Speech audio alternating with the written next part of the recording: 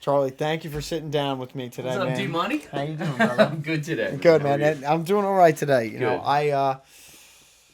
I appreciate you coming out because it's the end of the day, and I'm sure a full day for you. And you know, and I really appreciate you giving me some time this afternoon My pleasure. this evening actually to sit down. And you know, I met you through two men that I respect dearly, and you know, and they had told me a little bit about you. I've heard you speak before, and you articulate really well, and the way your life has kind of taken shape from, you know, musician of a big band in the 80s to a man of service, and the way that is taken shape for you as a career and altruistically. And yeah, I always mess up that word. 50-cent word. Yeah, yeah, right. But you know, so really what I wanted to talk to you about today is like how do you're playing drums, like you obviously, okay, so let's start there. You love playing music. Your entire life, your whole life, you're that guy that's been obsessed with something and just from a young age and just doesn't stop, right? Yeah, before, it goes to that thing we were talking about earlier.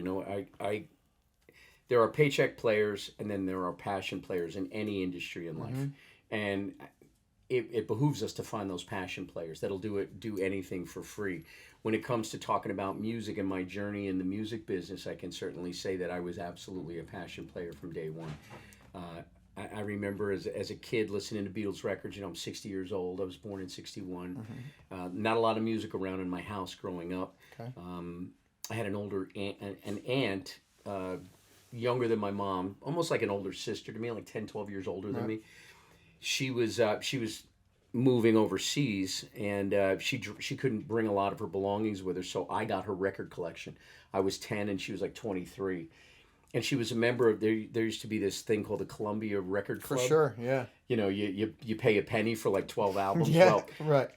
She gave me her milk crate, and there were some real gems in that crate. And I remember 4 albums, the Beatles, Hard Day's Night being one of them, Sergio Mendes and Brazil 66, Fool on the Hill was another one.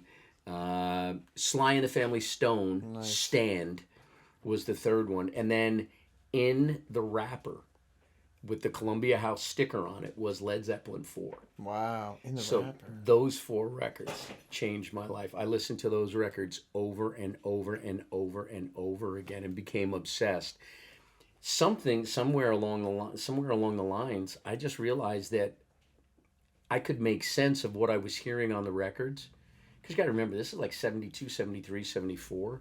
I'm like 13, 14 years old. There's no YouTube. There's no way to watch people, in the craft of music. You had to be in the room with them. So, but I just remember listening to like Ringo playing. Yeah. And moving Let my me hands. ask you, a lot of people say that Ringo's like not a great drummer, but he keeps great time. No one can do what Ringo does, man. No one does Ringo better than Ringo. There are people that come close. Ringo's Ringo. And there's a certain lope and feel about the way that Ringo approached supporting the songwriting of Lennon and McCartney and obviously George Harrison. It just worked in that band for that time. Could he have gone and replaced Neil Peart and Rush? Yeah. Probably not. Could he have replaced Bonham and Zeppelin? Probably not. Right. But he was the absolute best drummer for those 3 other guys that ever could have come down the pike. So Ringo has left his indelible handprint all over everything that the Beatles have ever done. Yeah, for sure. So those 4 records were the kick for me. And then I remember listening to what Ringo was doing, or listening to what Bonham was doing, and to a large degree, I could kind of close my eyes, and the hand motions that I was doing kind of made sense to what I was hearing. So if that's a qualifier as you were a natural player, well, it just made sense to me. Right. So the first time I sat behind a kit, I remember the only instruction that my friend gave me was, hey, when you hit a crash cymbal, hit the bass drum at the same time. That was the one thing I remember Nice. And then was specifically. it from there? That was what yeah. And then cut to 15 years old. I'm going to see this band Rush at the old New York Palladium on 14th Street. It was a theater. The stage was about 3 feet high, and I was sitting in the front row. And I remember they came out, and everyone stood up except me.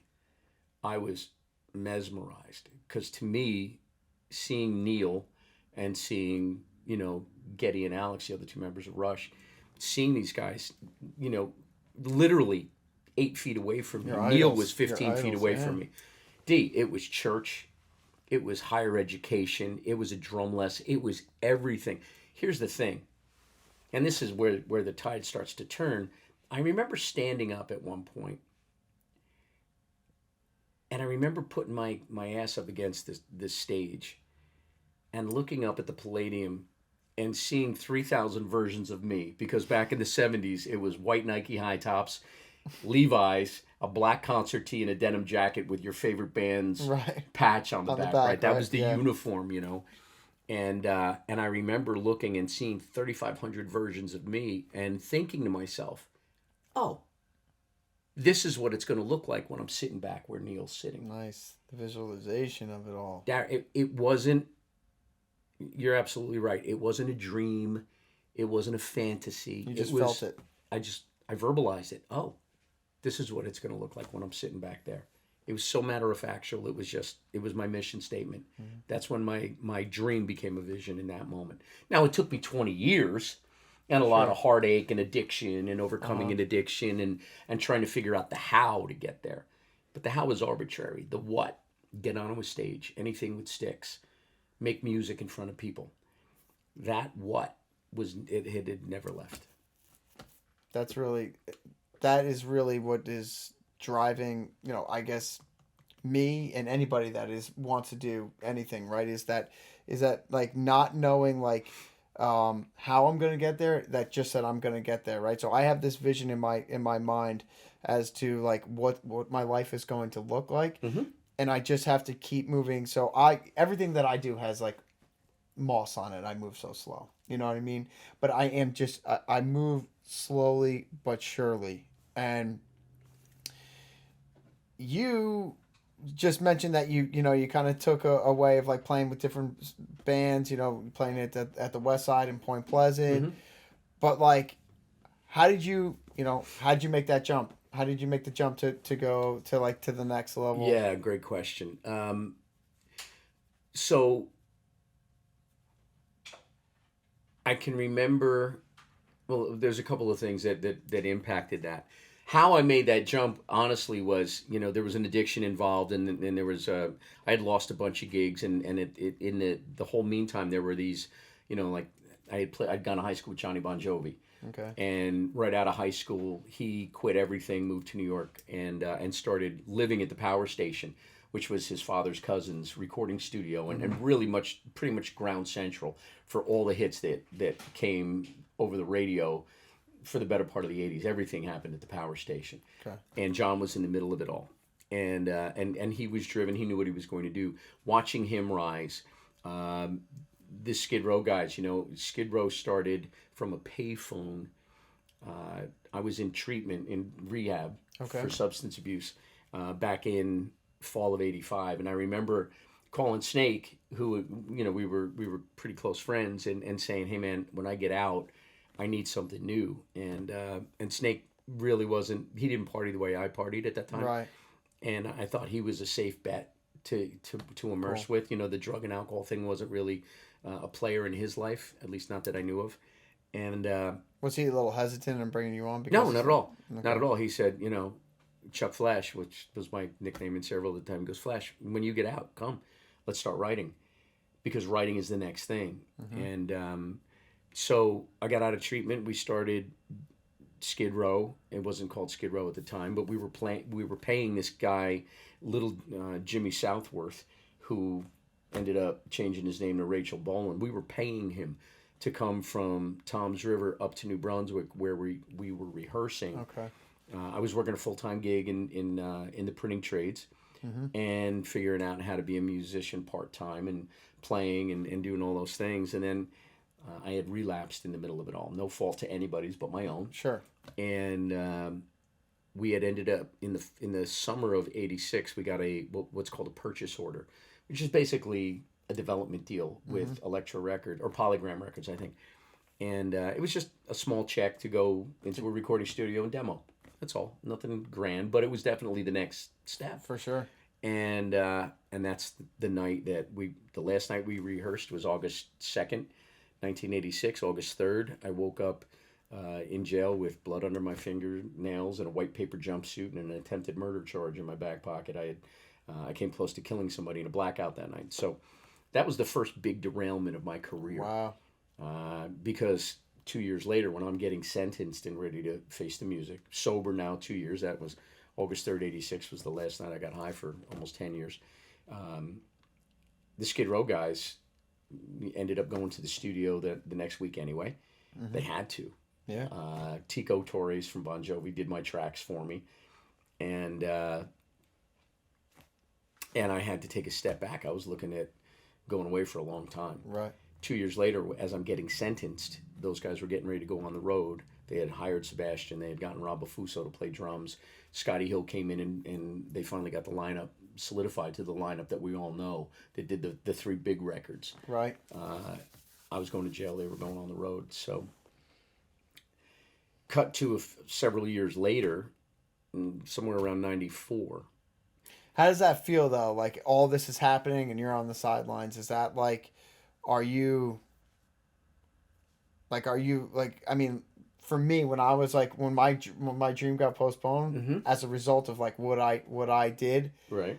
I just took the bat out and started beating the shit out of myself and thinking that like listen, like, oh well, this is who I fucking am, like, and how the hell am I gonna climb out of this hole? And yeah, and I didn't really have the. Did you want to give up at all? No, absolutely not. Did I say what the hell just happened? Did I say, oh shit? Did I go through moments of really second and third guessing what I was doing? Yeah, but did I ever sell my drums? No.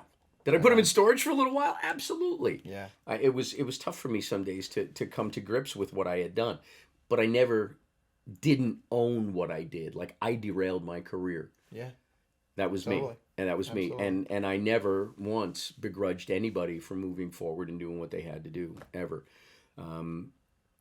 But to answer the question, how did I make the leap? Interesting conflux of events. I'm working in the printing industry, 1994. I'm married a year to my first wife. And I couldn't figure that question out because it was starting to burn a hole in my soul. Yes. Like the Skid Row guys are now on the second record. They're doing awesome.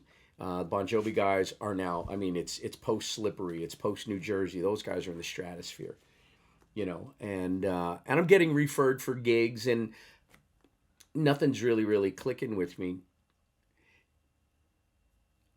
I see this guy on late night TV at like 2 a.m. I'm doing local gigs, playing cover things. And so I come home and I can't go to sleep after a gig. So I get home at 2 a.m.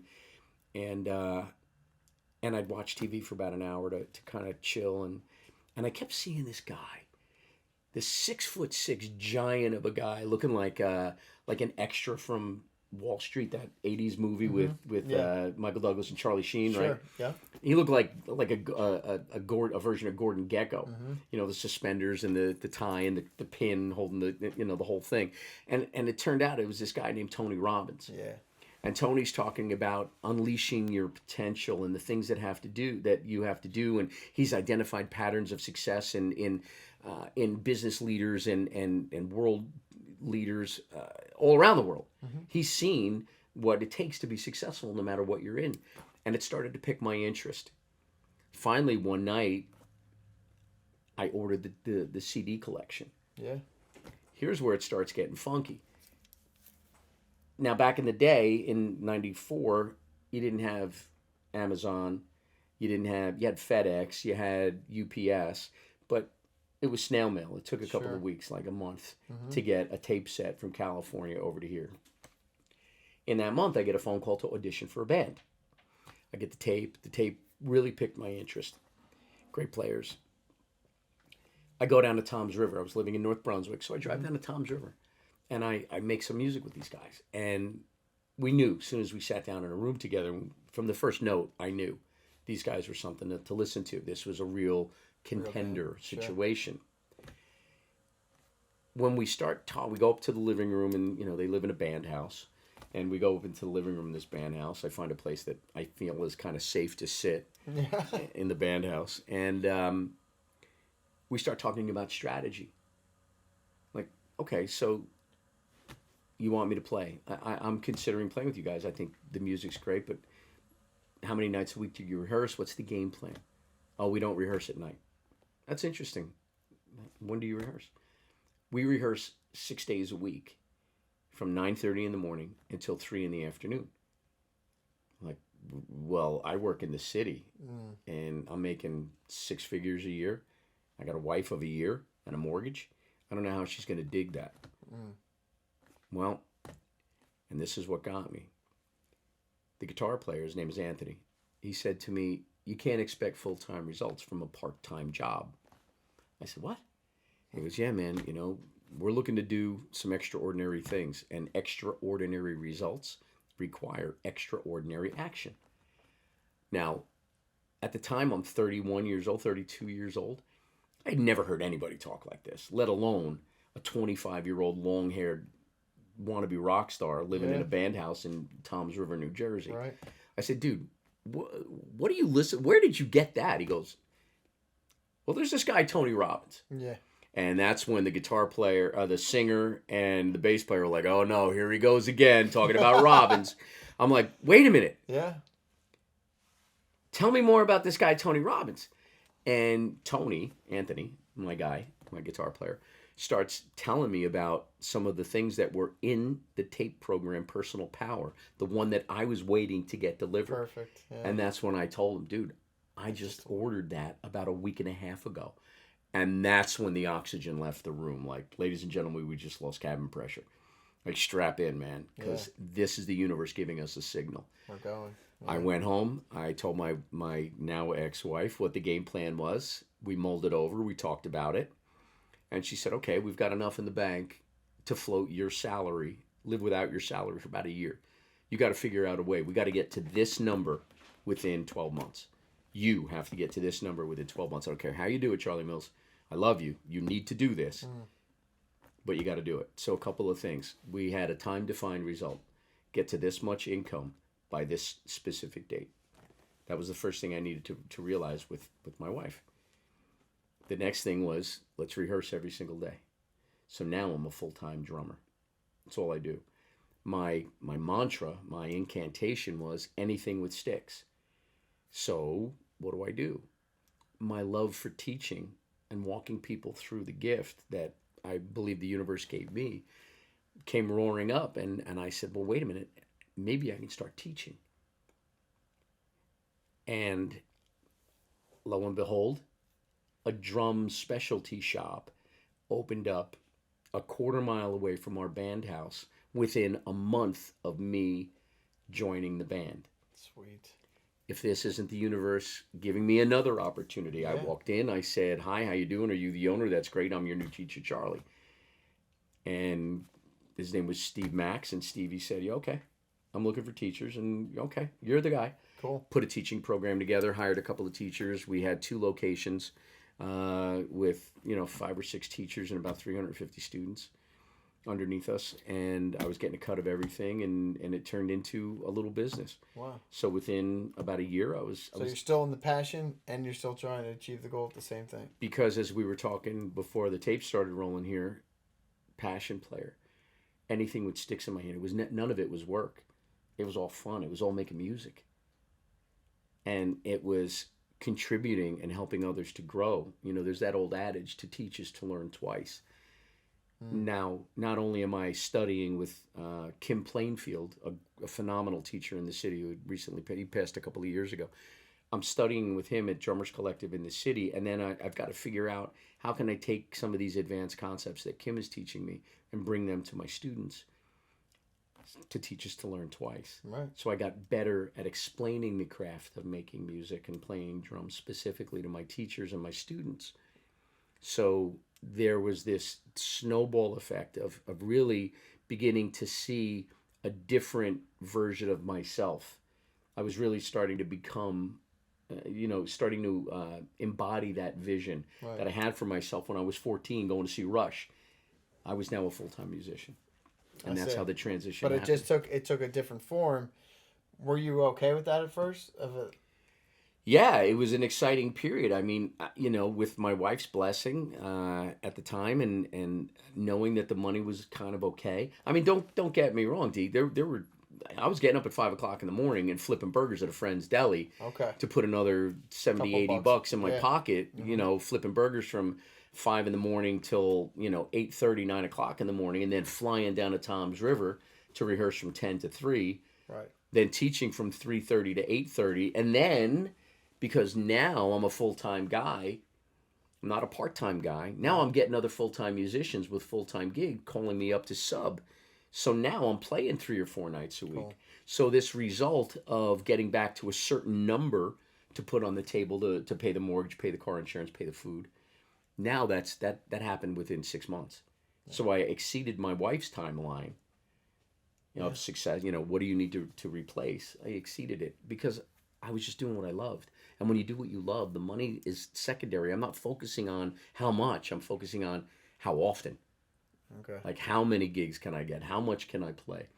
And none of it was work. It was all Just just all an love. amazing period. Yeah. Man. That's cool. Now, but I mean, at one point, you not being part of like a big band and like going out and playing arenas and like was that hard to kind of step away from, or were you more accepting of like how the dream was shifting, right? Because like um, the way that my life is just kind of and everything the way that I look at things that I did even 2 years ago Mm-hmm. is keeps changing, Mm-hmm.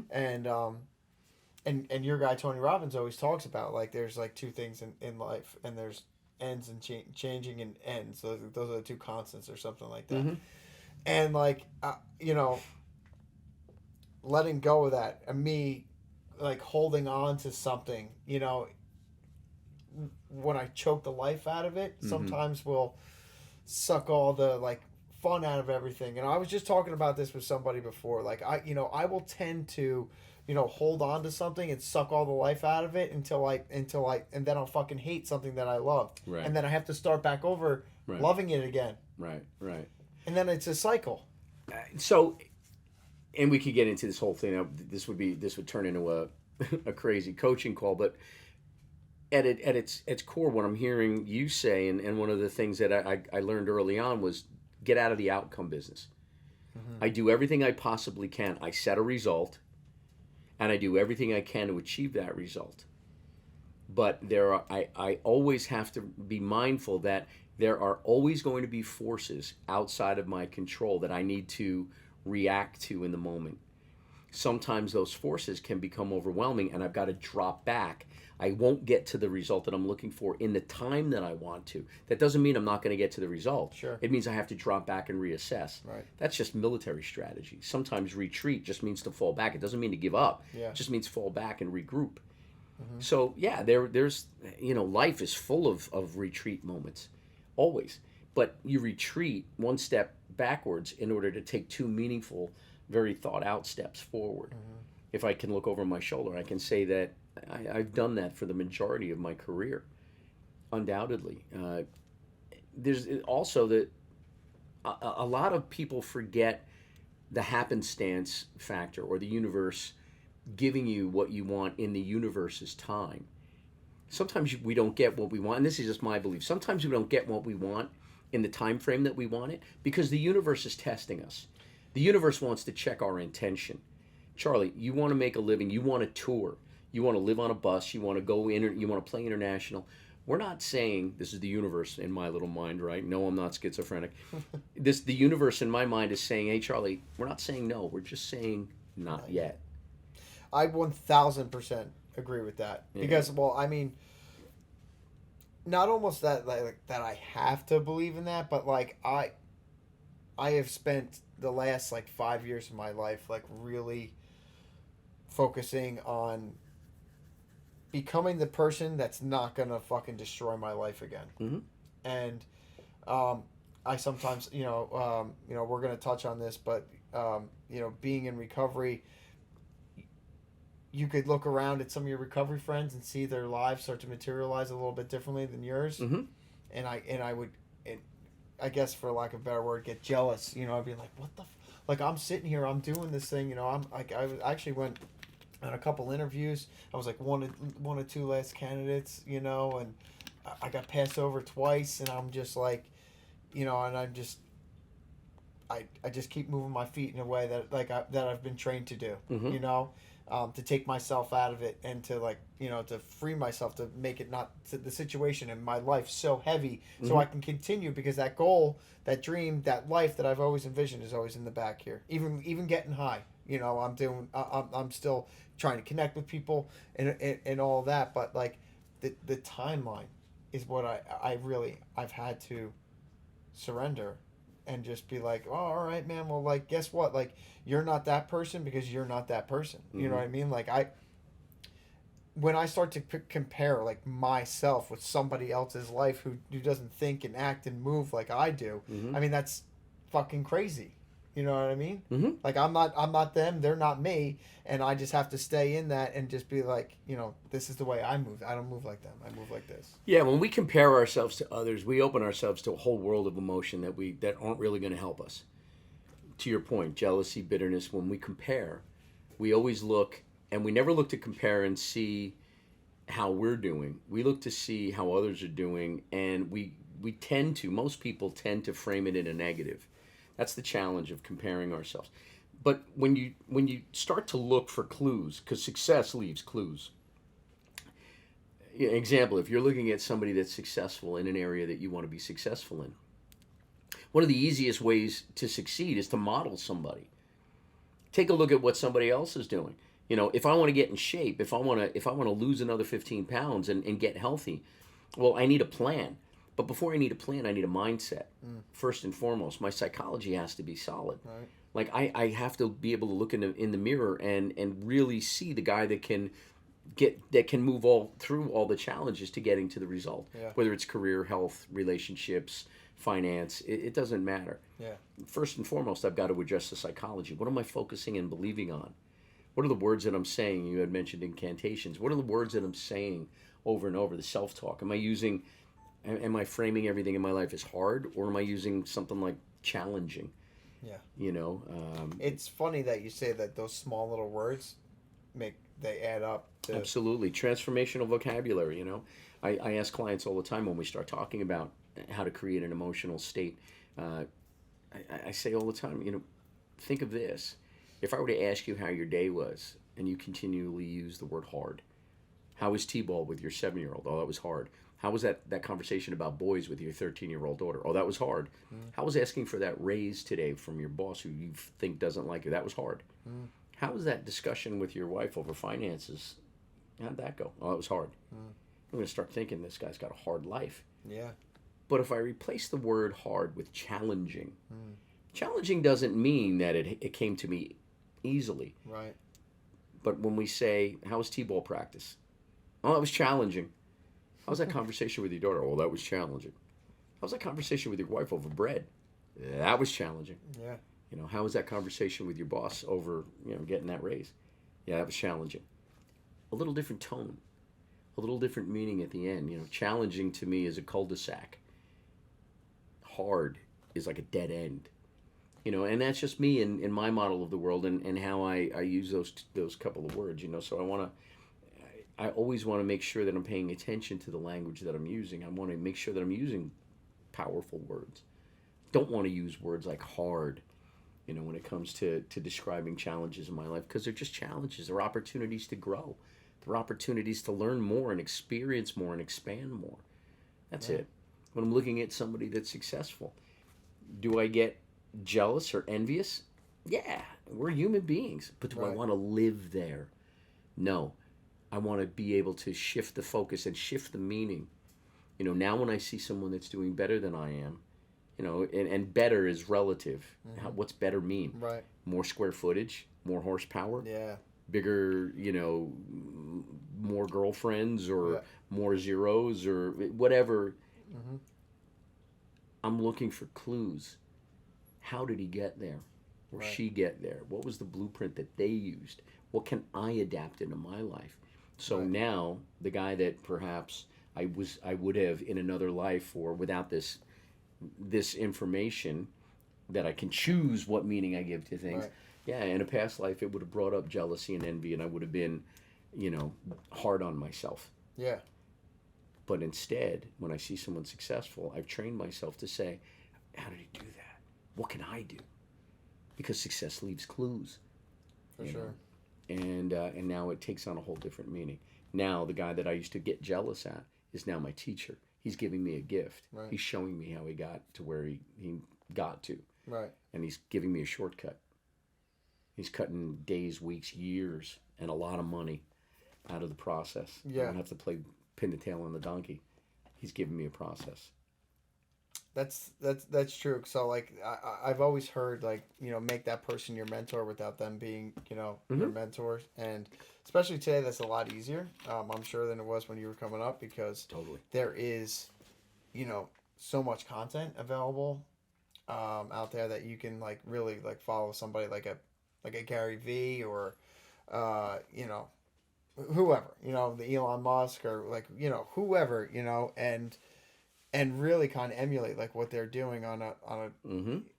in your life every day. And it's funny because like those types of things like it's like sometimes like I'll just hear some motivation, I'll hear something that I'm watching on the internet and I'll just pick up the phone and I'll go, and then I will like, because you were talking about like some of the process and stuff, like I will not like, and you'll like envision things maybe before I sometimes will just leap and just do a fucking belly flop, you know what I mean?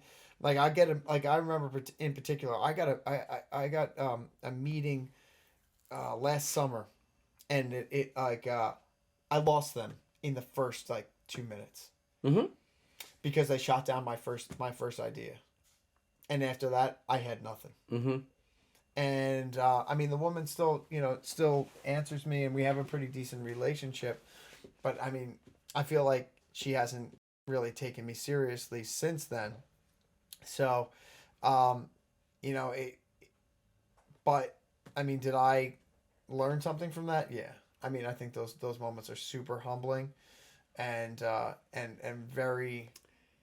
Yeah, you I can. think that's a teacher like I couldn't really pay for. There's a process that we have in the coaching world. Whenever we're looking at over our shoulder or kind of diagnosing how that last meeting or event or seminar or podcast went, we ask ourselves a couple of questions. Give me two things that are great about what just happened, one thing that you could do differently next time, and give me two things that were outstanding about what just happened. So what you're doing is taking basically 5 questions, two things that are great, one thing that you could do differently next time, and two things that were outstanding. If you do the math, 80% of that equation is building on great and outstanding.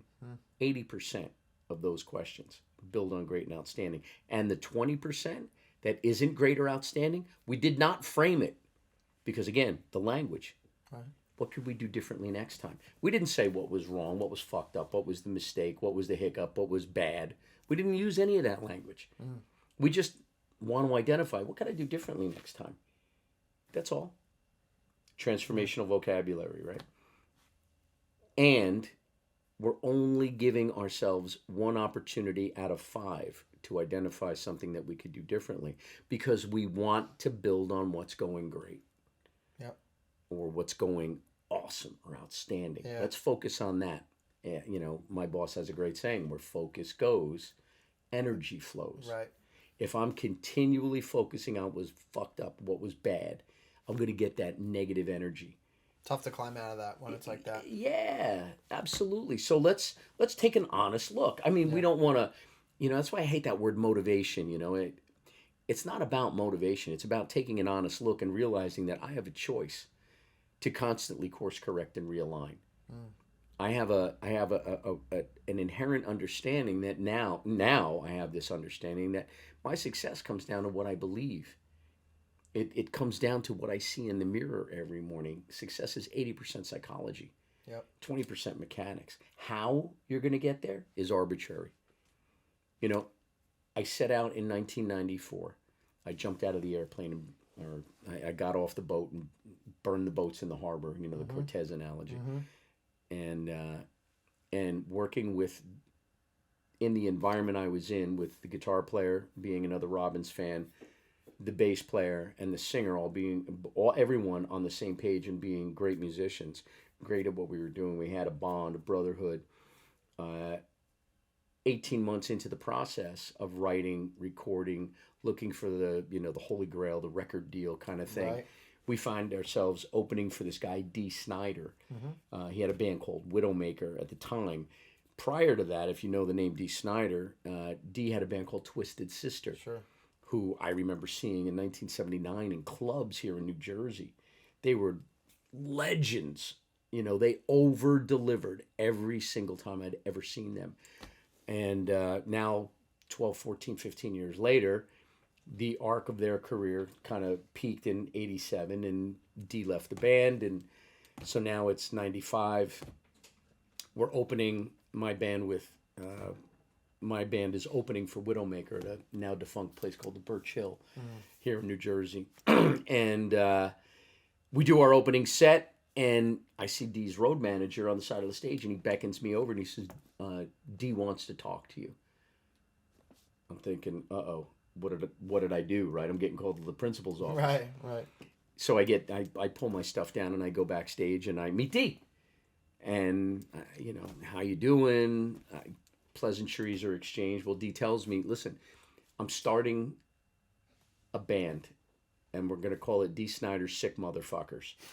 And I said, SMFs. That was the name of the Twisted Sister fan club back in the club days. He goes, yeah, you remember? I'm like, Dee, I saw you dozens of times in clubs back in the day. He goes, well, it's going to be, I don't own the name.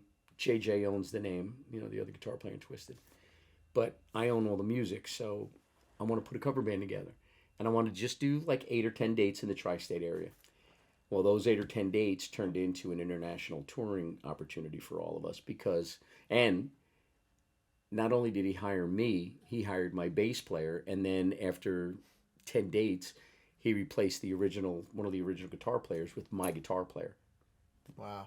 Anthony. So basically my band got hired as a unit to be Dee's backing band. Very cool, man. You didn't plan that. That wasn't in the game plan. No. But because we were over-delivering, because we were doing everything we could to be the best possible band we could be, it was recognized.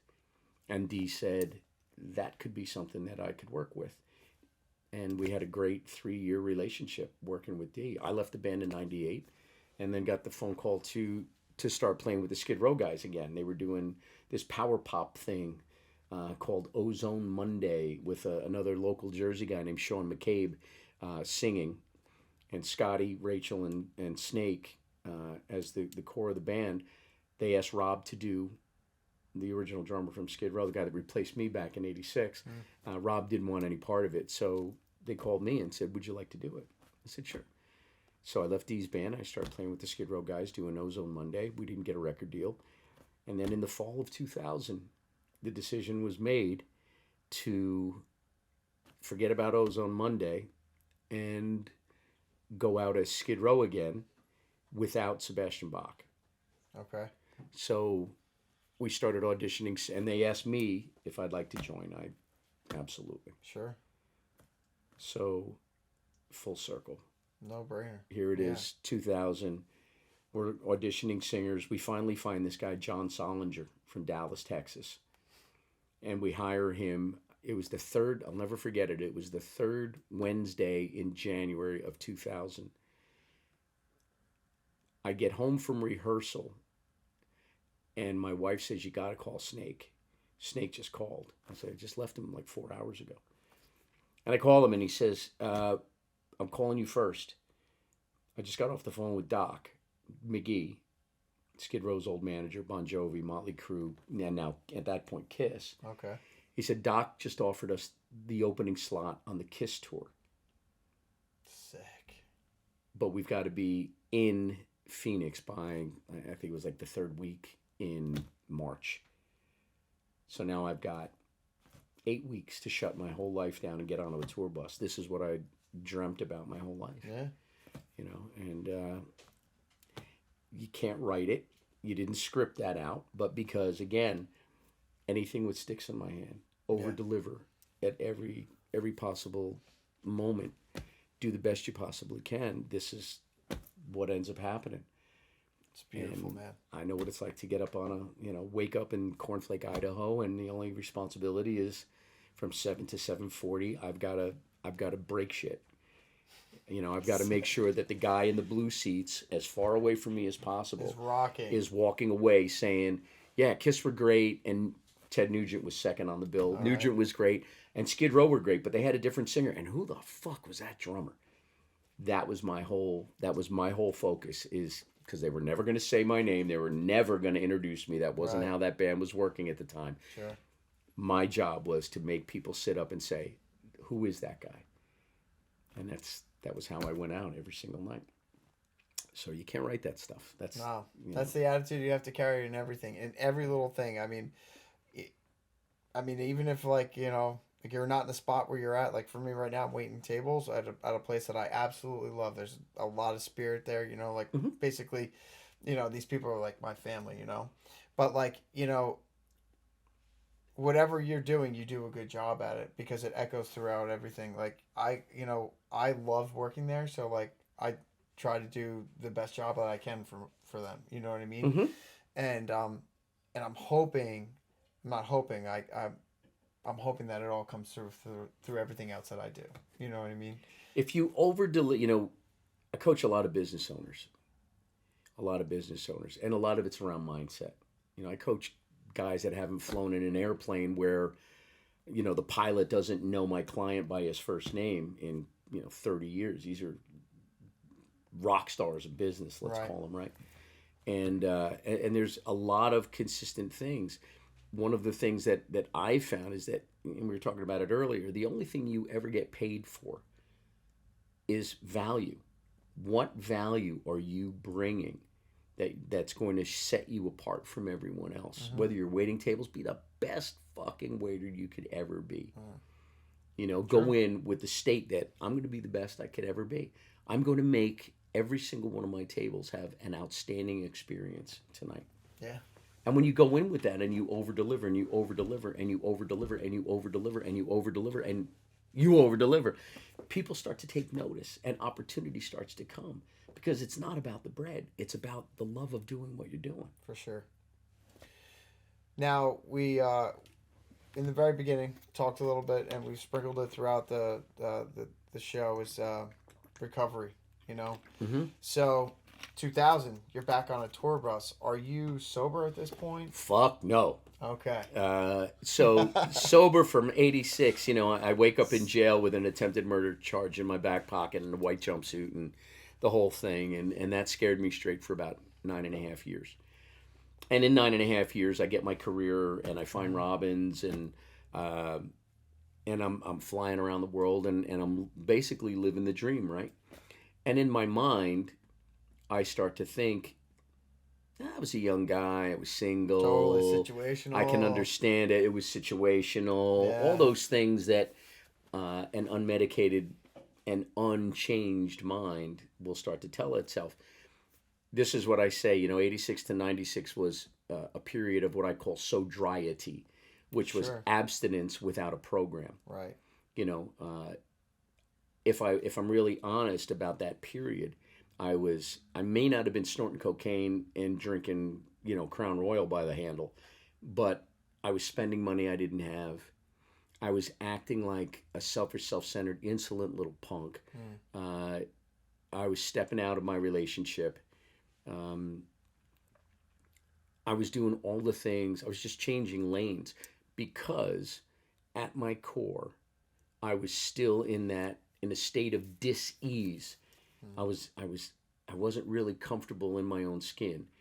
Now, it wasn't at an 8 like I was using every day. It wasn't about that, but it was definitely humming along at like a 2, Yeah. you know? Yeah. And then so as I stopped going to meetings at around 6 years clean, and now I'm on the road and I'm not getting high, but man, you know, I'd really love some hard cider, and because Sure. it's not Crown Royal, I can drink Yeah. some cider Right. in Sweden. No one will know. Yeah. And I start telling myself these stories until finally I pick up. Mm. And I shock a lot of people, and I come clean to my wife and my now ex-wife, and I attempt to go back to meetings, but you know that dis-ease was really on me now. Yeah. And you can't live, you know, you have to make a decision and take some action immediately if you want Yeah. to get sober. So I relapsed and I stayed away from 96 to 2004. Halloween of 2004 All right.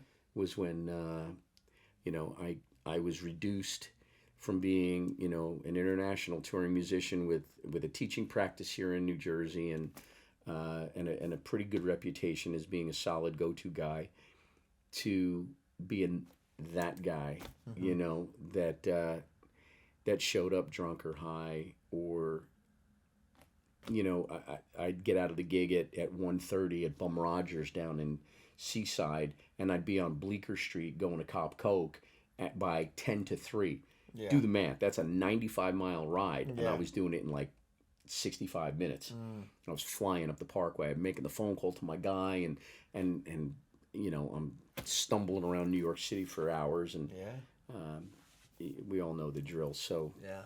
2004, I'm reduced to, I've got 3 garbage bags worth of clothes. I'm driving an unregistered, unlicensed, uninsured vehicle that was given to me by some sympathetic soul somewhere along the lines.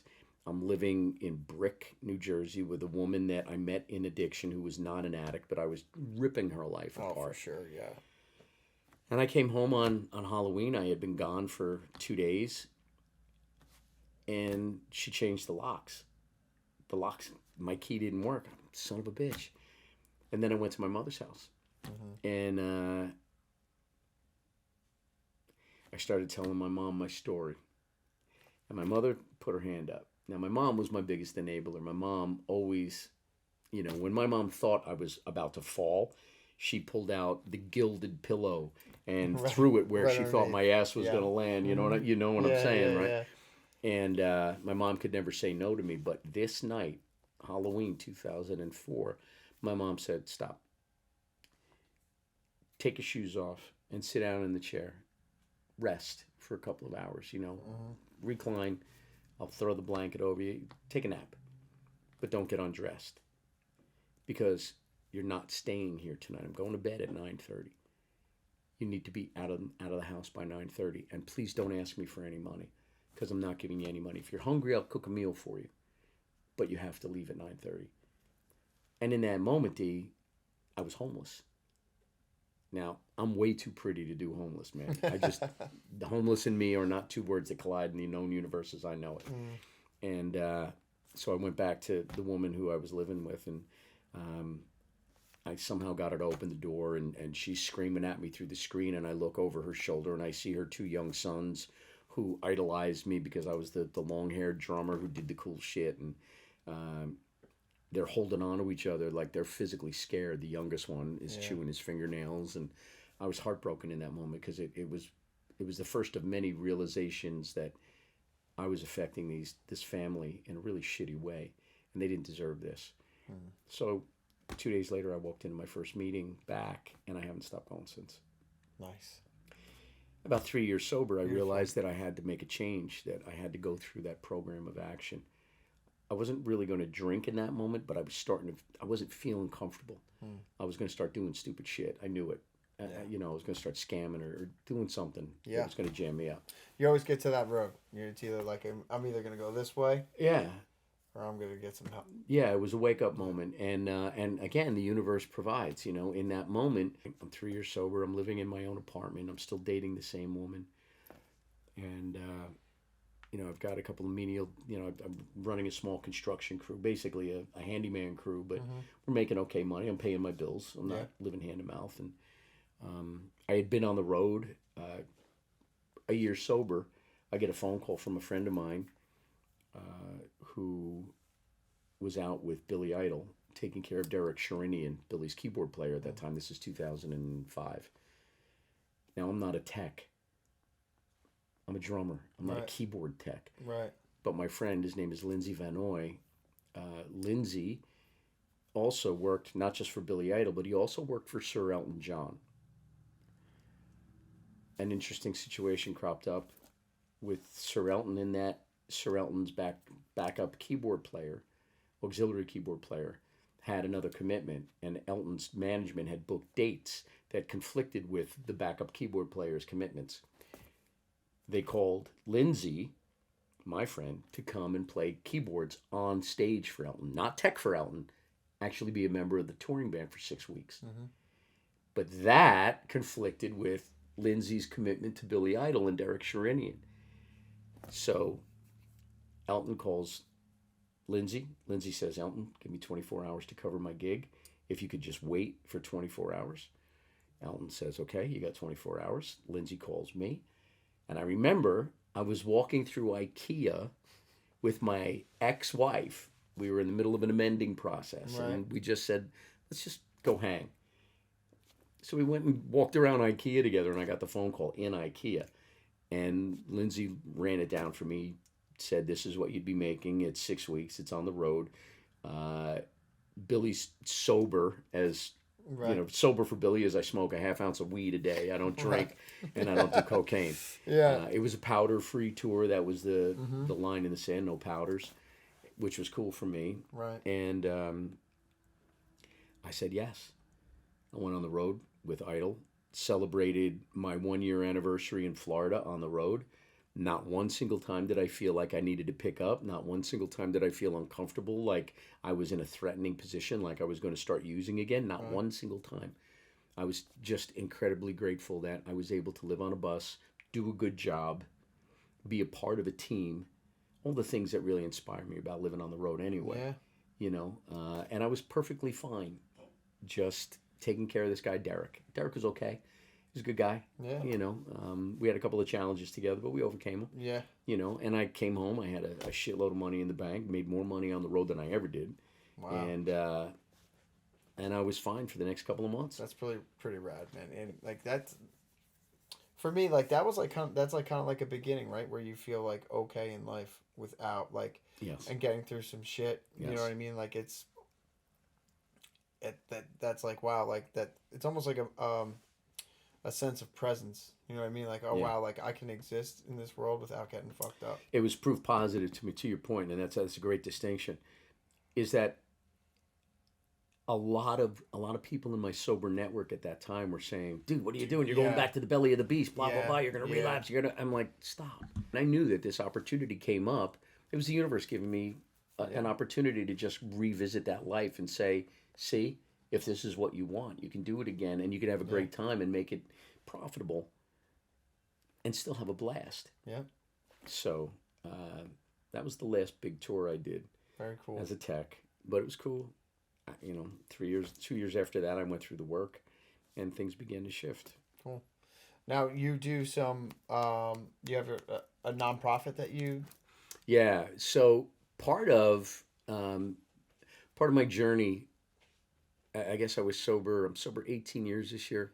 So I somewhere around 2014, I'm right around 10 years. And I had met my now wife, Diane. I met my wife in 2022? 2010. Okay. I met my wife. And it was time I was just tipping into 50. At that time, and I'm thinking, you know, do I want to get back on a tour bus? I was thinking about leaving New Jersey and going either to Nashville or to LA. I knew a lot of musicians. I thought it would be a relatively quick startup time, and I could start auditioning and getting tours and that kind of thing. Yeah. But when I really looked at the money, D, that, you know, the money of a touring musician, you know, when you back out taxes, you back out putting away money for retirement, and then you're just living from gig to gig to gig. And at 50, you're tired. That wasn't really, life, right? You know, it wasn't that I was tired. my needs had changed because now I've got this woman who I'm crazy about. I Yeah. broke up with the other woman, and now I met the love of my life, and all the bells were ringing on every level with her, not just physically, but Right. she was awesome and she was sure. cool and she was a musician, and we knew a shitload of the same people, and we couldn't figure out how we never met each other. Right. Having so many, like Facebook, right? We probably had, of the 5,000 friends I've got, 3,000 her and I share. Right. And she was like, how do we not know each other? So I started thinking, readdressing my life, like, what do I really want? Well, I need to make a certain amount of money. I need to create this level of abundance, but the how to do it, I wasn't really worried about the how. Yep. So I started going down figuring out what to do. And I thought, I love teaching, I love helping, I love influencing, I love giving of myself. How about being a substance abuse therapist? And boom, within 2 weeks of even thinking this, I get a phone call from a guy in recovery who was working at the New Hope Foundation, a nonprofit here in New Jersey, Central Jersey, right? And we need therapeutic assistants, TAs they're called. Yeah. Just general help to handle the population, move them from spot to spot throughout their therapeutic day. I'm in. Dude, I took a job for like $11 an hour. Yeah. $11. I'm 50. I'm working for $11 an hour. Yeah. But it didn't matter because I'm psyched. I'm starting to see how the business of recovery works. Right. And it's a peek under the engine. There's. Did it gross you out, any of it? Like where you start to like take money from like a beautiful thing, like getting better. Mm-hmm. Was it like? Good question. So the first thing I had to do was separate church and state. Okay. Recovery, business. The two of them have very little to do with each other. Right. Without recovery, you got no business. Without relapse, you got no business. Right. And a lot of the culture in a lot of treatment facilities are set down by ownership, meaning and a lot of it's also my experience is that what we can and can't do as therapists are dictated by insurance, because insurance tells us what we're going to get paid to do, what we can get paid for doing for their insured clients. Right. So to answer your question, after a while, the dirty underbelly of the business of treatment really started pissing me off. Yeah. And again, this is the universe. By this time, it's especially with the opioid epidemic. You know what I mean? Yeah. It became like a way for like people to make money and take advantage of sick people. And again, my thought was extraordinary results. At the time where I was, my last facility was in central New Jersey. I had a therapeutic chair. I was going to Brookdale, starting working on my bachelor's in psychology, and I was going and taking certification classes to be a CADC. But then I started looking at what was necessary to really run a facility and really, have an impact. Yeah. Well, it meant having 2 master's degrees. Yeah. You had to have 2 advanced degrees, and I started doing the math. Okay, by this time I'm 53, and I'm doing the math. I'm thinking, okay, right around the time I'm gonna